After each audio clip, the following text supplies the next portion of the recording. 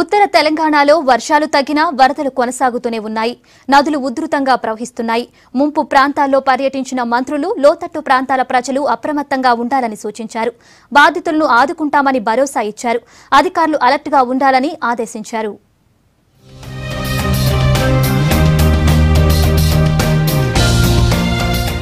ఉత్తర తెలంగాణలో వర్షాలు కాస్త తగ్గాయి.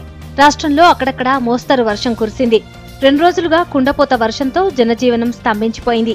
ఇంకా చాలా గ్రామాలు వరద నీటిలోనే చిక్కుకున్నాయి. వాగులు, నదులు ఉధృతంగా ప్రవహిస్తున్నాయి. గోదారమ్మ పరవళ్లు తొక్కుతోంది. ఆదిలాబాద్ ఉమ్మడి జిల్లాల్లోనే పదుల సంఖ్యలో గ్రామాలకు రాకపోకలు నిలిచిపోయాయి.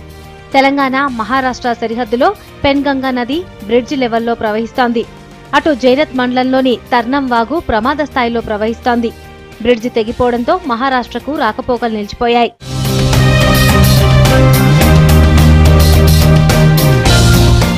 ఆదిలాబాద్ జిల్లాలో గడిచిన 24 గంటల్లో రికార్డు స్థాయిలో వర్షపాతం నమోదైంది. ఇచ్చోడలో అత్యధికంగా 273 మిల్లీమీటర్ల వర్షపాతం రికార్డైంది. జిల్లా అంతటా 103 మిల్లీమీటర్ల వర్షపాతం కురిసినట్లు అధికారులు తెలిపారు. ఆదిలాబాద్ జిల్లాలోని వరద ప్రభావిత ప్రాంతాల్లో పర్యటించారు మంత్రి జోగు రామన్న. పంట పొలాల్ని పరిశీలించారు. ముంపు బాధితుల్ని పరామర్శించారు. బాధితులను ఆదుకుంటామని హామీ ఇచ్చారు. వర్షాలతో నష్టపోయిన పంటను అంచనా వేసి అన్నదాతల్ని ఆదుకుంటామని భరోసా ఇచ్చారు. ఈ వర్షాల వల్ల ఇళ్లలో నీళ్లు రావడం, ఆ నీళ్లు వచ్చి ఆ ఏతే వంట చేసుకునే సామాగ్రి కూడా మొత్తం నీళ్లతో తడిసిపోవడం జరిగింది. ఇండ్లు కూడా పాక్షికంగా కొన్ని పూర్తిగా దెబ్బతినడం జరిగింది. ఇండ్ల నష్టం కానీ వాళ్ళ జరిగినటువంటి నష్టాన్ని కూడా రేపు నోట్ చేసుకుంటాం.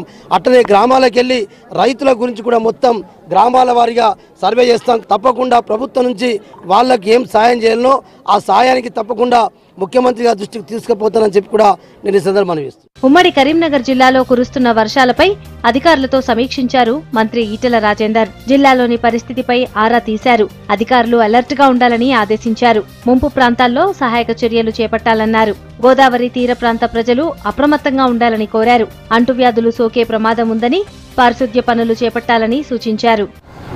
జగిత్యాల జిల్లాలో రాయకల్ మండలంలో కొంత పంట మునగడం, కరీంనగర్ టౌన్లో కొన్ని ఇళ్లకు నీళ్లు రావడం, కొన్ని ఇళ్లు పార్షల్ డ్యామేజ్ కావడం రిపోర్ట్ అయినప్పటికీ పూర్తి అధికార యంత్రాంగాన్ని కలెక్టర్ గారి నాయకత్వంలో అప్రమత్తంగా ఉండాలని చెప్పడం జరిగింది.